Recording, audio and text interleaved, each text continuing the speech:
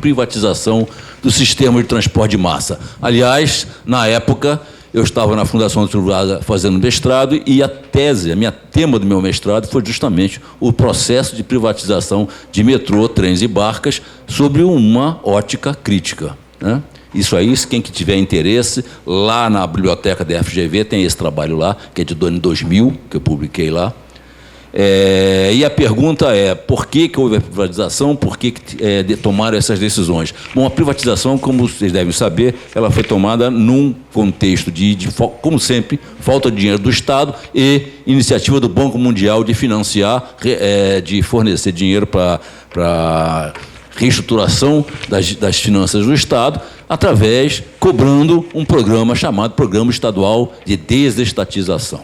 Então, foi nesse contexto do Programa Estadual de Desestatização que vieram as propostas de concessão do sistema de transporte de massa, que só foi feito no Rio. São Paulo não fez, por exemplo, né? Em outros lugares do mundo também não existe. Então, o metrô... Só sobrou o bondinho, né? Metrô, o bondinho, que era que na época era considerado o maior pepino, né? E, então, esse foi o contexto. E, a partir da privatização das barcas, que foi em 97, metrô e trens foi logo em 98, é que, então, nessa política, houve, no caso das barcas, a ideia de que havia a privatização total, ou seja, inclusive o patrimônio das barcas seria passado à concessionária. Anos depois começou uma discussão, eu sempre que eu vivencio isso, começou uma discussão... Como? Mas foi passado. Tá bom, tá legal. Não é esse o tema da conversa. Eu estou dizendo que no contrato de concessão de barca, o patrimônio de barca foi passado para a concessionária. Foi o único caso, porque metrô e barcas não foi. Bom, o que aconteceu então? A partir daí, Barcas começou a operar em cima do contrato de concessão, que previa lá uma demanda através dos anos e tudo mais. A partir de um certo momento, em 2000 e pouco, Barcas S.A., na época, alegou que a demanda não se concretizou e ela estava com grandes prejuízos. E foi em cima disso que houve essa modificação, esse termo aditivo ao contrato, que acabou levando o Estado a entrar com dinheiro comprando barcas novas. Então, nós estamos recebendo barcas novas que estão sendo entregues à operação, pagando pelo Estado, né? Não, são barcas grandes que estão chegando aí, são 8, 9 barcas grandes. Por favor, pessoal. A pergunta foi por que o Estado está financiando as barcas operadas por Barcas. Eu estou tentando só explicar como é que é o fato. O fato é esse, né? Não estou discutindo aqui se é um fato positivo, se é negativo, se é criticável ou não é criticável. Cada um tem seu posicionamento. Eu tenho de fórum íntimo meu, né? Inclusive contrário ao que foi feito, à decisão que foi tomada, né? Não vou entrar nesse mérito aqui, mas num ambiente mais reservado posso até conversar sobre esse assunto, não é o caso aqui, mas o fato é esse. Então, houve essas decisões e o governo do Estado tomou essa decisão em cima da discussão do argumento de que Barcas S.A. tinha prejuízo. Também, nesse bojo, foi tomada a decisão de fazer subsídio de tarifa e tudo mais, né? Bom, o que eu tentei falar aqui com relação ao transporte rodoviário é que o transporte rodoviário está em crise e ele, no que diz respeito aqui, à Ilha do Governador, eu acho que é um dos poucos pontos em que a gente pode ter a perspectiva de conseguir reativar e melhorar o transporte rodoviário, porque a demanda que a gente vê, ela existe.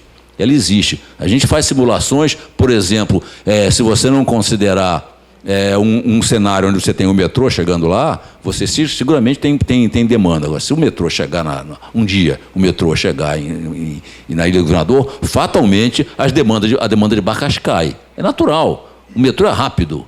Ninguém vai andar de barca porque o metrô é mais rápido. Então, o pessoal vai descer para a cidade de metrô e a barca vai servir para outras ligações. Então, sempre haverá ligações. Rio-Niterói é muito mais risco do que a ilha, porque se faz o túnel embaixo da Bahia daqui a 20, 30 anos, acaba com a ligação no volume que ela tem hoje de Rio-Niterói. Claro, sempre poderá haver outros serviços funcionando. Então, esse é o caso. Eu cheguei um pouco atrasado. Sim.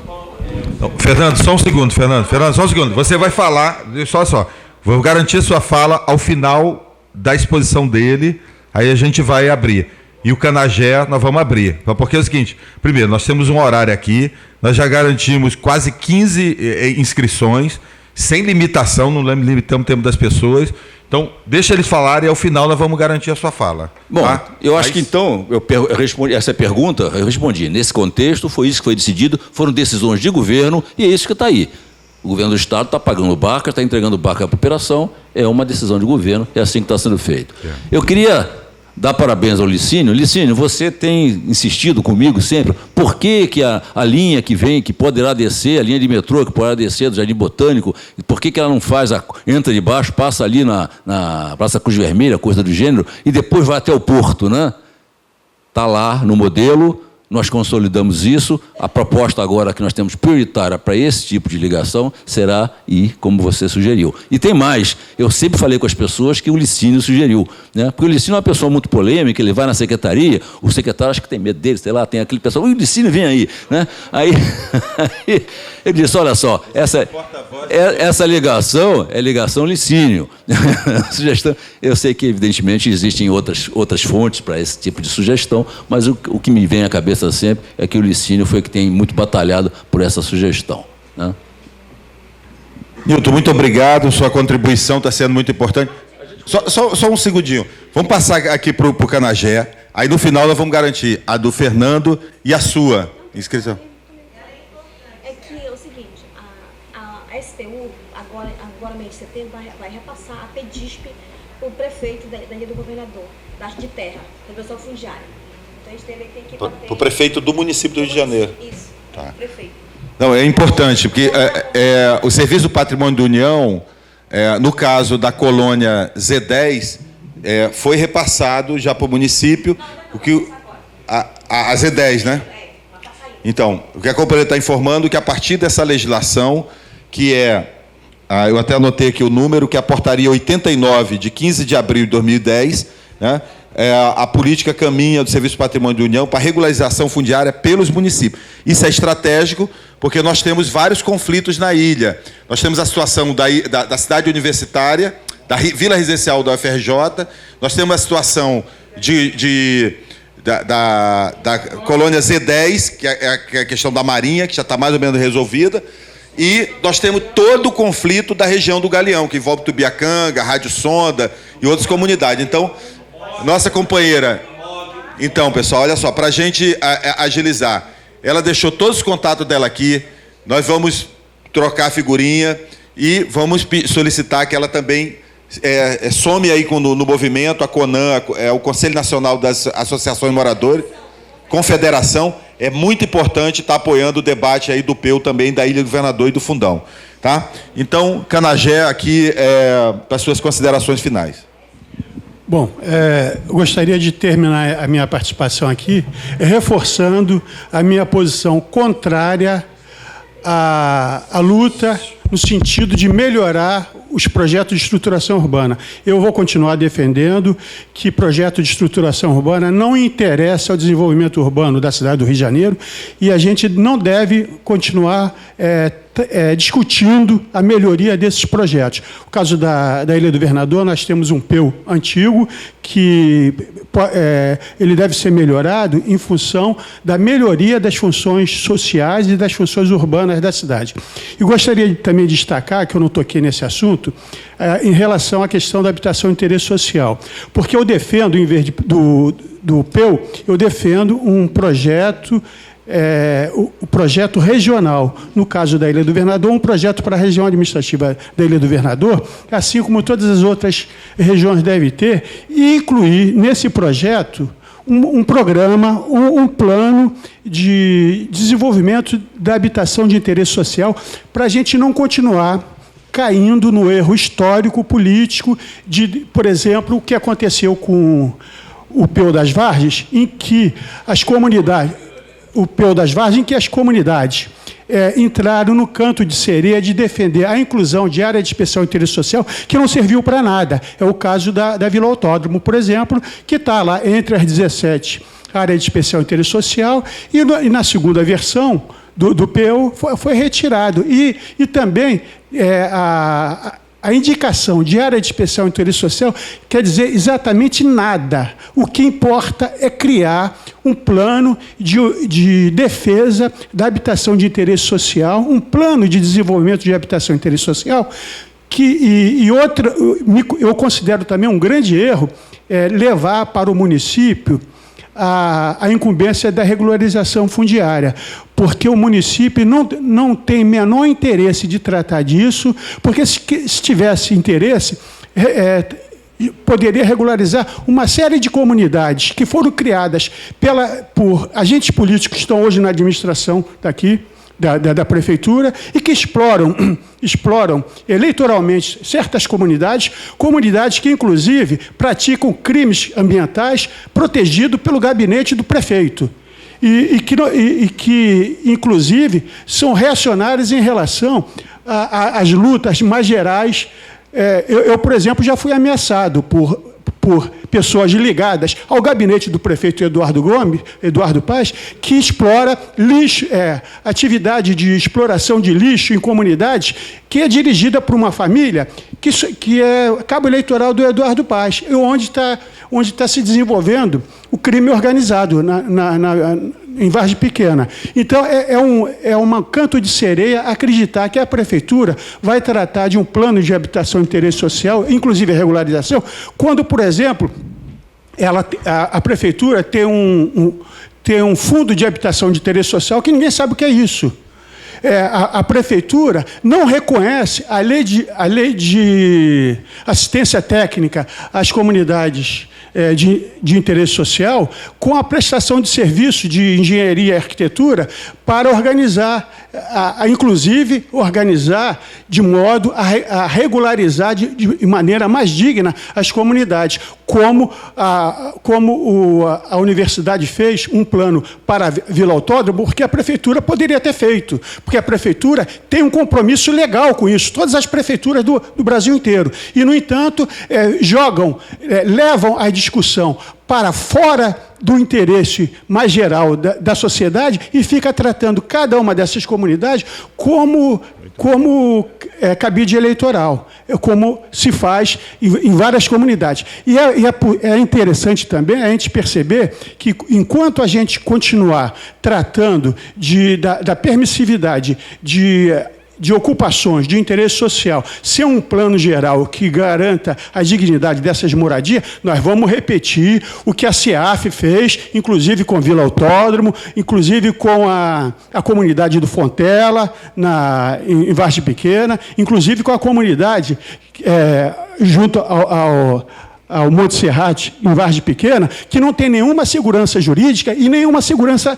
urbanística, porque fizeram, no caso do Fontela, por exemplo, fizeram um loteamento, um loteamento indigno, assinado por engenheiros e arquitetos, inclusive o corpo técnico, inclusive contava com a minha esposa, que é arquiteta também dessa época, e viu a barbaridade que foi feita com essas comunidades. A Vila Autódromo é um assentamento organizado pelo poder público que não deram nenhuma segurança jurídica e nem segurança urbanística. Quer dizer, é um maltrato que se faz com a miséria humana com fins eleitoreiros. Então, está na hora de se defender, não projetos de estruturação urbana. Está na hora de se defender projetos que garantam a infraestrutura urbana, a infraestrutura ambiental e a infraestrutura social para garantir a sustentabilidade e a melhoria dos índices de desenvolvimento humano. Isso, a política que se desenvolve no Rio de Janeiro, não interessa. E eu também não acredito que é através de concurso público que se melhora a qualidade do desenvolvimento da cidade. Até porque nós tivemos vários projetos de estruturação urbana que foram feitos por concurso, como o de Jacarepaguá, como o de Campo Grande, o do Meier, que não foi aprovado. Tem um também que foi aprovado em concurso, que é da Tijuca, que está lá nas gavetas da Câmara de Vereadores, e que apesar de se dizer que a qualidade do projeto é muito boa, se esqueceram de fazer um projeto a partir dos princípios da atividade urbanística, que primeiro tem que ouvir a população para saber o que é que ela quer, para os técnicos, então, traduzirem isso que a prefeitura quer. E não é fazendo concurso para o campo de golfe, por exemplo, que ganha prêmio. Tá? Obrigado, Canagé. Nós vamos garantir, como eu falei, Fernando e a nossa companheira, eu quero deixar claro aqui, eu vou procurar estudar essa portaria. Agora, eu considero, a princípio, um grande equívoco o governo federal repassar a atribuição da regularização fundiária para os municípios. O exemplo do Rio de Janeiro, que nós temos uma prefeitura que trata a cidade como uma mercadoria, é o maior exemplo disso. A colônia Z10, é porque aqui tem muitos jovens, mas a colônia Z10, dos anos 70, final dos anos 70 e 80, houve várias tentativas de remoção da colônia Z10, que é a mais antiga da Baía de Guanabara, o Canagé, eu sei que você conhece, acusando os pescadores de cometer crime ambiental, que era de aterrar o mangue. O Departamento de Estrada e Rodagem foi quem aterrou o manguezal do Jequiá para construir uma estrada. Não aparecia. E nós brigamos durante 20 anos. E conseguimos, sim, que fosse repassado da Marinha para o município. Agora, uma luta, um processo com SPU, etc. e tal, o ITERG e tudo mais. Agora, imagina se naquela época tivesse em vigor essa legislação. A prefeitura teria removido a colônia Z10, sob o argumento de crime ambiental. Então, vamos estudar a matéria, mas também eu concordo com o Canagé. Porque, às vezes, a gente acha que é um avanço da legislação, mas não é. Porque o argumento, viu, Santoro? Tudo no Brasil, para desmontar um projeto nacional, é o argumento da descentralização. É isso que está acontecendo com a legislação ambiental brasileira. Existe uma lei federal, a Constituição, leis importantes, leis antigas, a resolução do Conselho Nacional do Meio Ambiente, e hoje, para facilitar todo o licenciamento ambiental de empresas poluidoras, Canagé, eles descentralizam e dão a atribuição para o município e para o Estado, e, na verdade, a sociedade, o patrimônio ambiental e as comunidades tradicionais ficam desprotegidas. E o município não tem um código de ambiental. Exatamente, o município, no caso aqui do Rio de Janeiro, é uma prefeitura a serviço do interesse do capital imobiliário. Então, vamos devagar com o andor, porque nem toda lei favorece o direito. Tá certo? Então, Fernando, como eu tinha falado, e se a nossa companheira Rosângela estiver aqui, vai ter a palavra. Eu cheguei um pouco atrasado. O senhor é o primeiro, o senhor... Fernando, fala aqui, Fernando. Não, Fernando, porque tem que gravar aqui. E, Fernando, antes de você falar, só para deixar claro, determinados questionamentos sobre políticas públicas, nós temos que fazer aos tomadores de decisão, que são os parlamentares e os governantes. O papel dos técnicos, muitas vezes, é muito ingrato.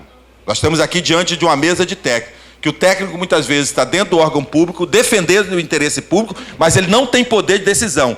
No final, a caneta dele não tem a tinta que um governante tem. Então, eu acho que a gente tem, e o fórum, ele é constituído pelos movimentos sociais, mas também pelos técnicos, como lembrou Márcia aqui, e nós estamos dentro de uma instituição centenária, uma instituição técnica. Então, eu acho importante a gente, na hora dos questionamentos, dosar o que é responsabilidade do técnico e o que é responsabilidade dos governos. Há uma diferença, porque muitas vezes o servidor público ele faz o concurso, está lá defendendo o interesse público, mas ele não é ouvido na tomada de decisão. Tá? Então, com a palavra você para fazer esse encerramento. Boa noite, meu nome é Fernando, sou nascido e criado na ilha. Qual é o seu nome mesmo, por gentileza? Eu cheguei um pouco atrasado. O senhor, qual é a sua função? Alô, Fernando, eu expliquei. O Newton, ele coordena hoje ao Plano Diretor de Transporte Urbano. Ele não está aqui falando em nome da Secretaria Estadual de Transporte. Tudo bem. Não, porque eu quero relatar o seguinte, aquele acidente que teve no último da barca, da Praça 15 para a ilha, eu estava dentro dela. A barca saiu 5h30 da tarde. E ela bateu por volta de 6h25. E quando ela bateu, ficou à deriva. Os bombeiros vieram, ficaram 40 minutos olhando para nosso rosto, tá? Vou falar caramba que quem tem que cara é cavalo. Nosso rosto, tá? E não fizeram nada. E eu falei assim, vem cá, ou vou ser preso hoje ou vão me bater. Eu cheguei para os bombeiros lá de cima e gritei, vocês não vão fazer nada não? Porque não é tua mãe que está aqui dentro. Eles ficaram olhando para a nossa cara. 40 minutos. Está gravado no meu Facebook. Eu tenho como te mostrar, provar. Tenho tudo. E quando olha só, presta atenção. Eles só fizeram quando a mídia chegou. Quando a mídia chegou, durante 40 minutos, estava esperando. A mídia chegou com os fotógrafos. O que aconteceu? Eles começaram a trabalhar. Tá? Aí é onde começou a descer um por um descaso. Não tem preparo nenhum, botaram uma escada para todo mundo descer na parte da frente, mulheres descendo de saia, os bombeiros embaixo olhando aquela cena toda, né? Beleza. Agora, botaram um bote para o outro lado, de um senhor de 82 anos, caiu dentro d'água. Isso a mídia não fala. tá? Eu vi, tá? O meu bote, quando entrei, entrou água, tá? E outro. Todo mundo falou, eu vou falar também.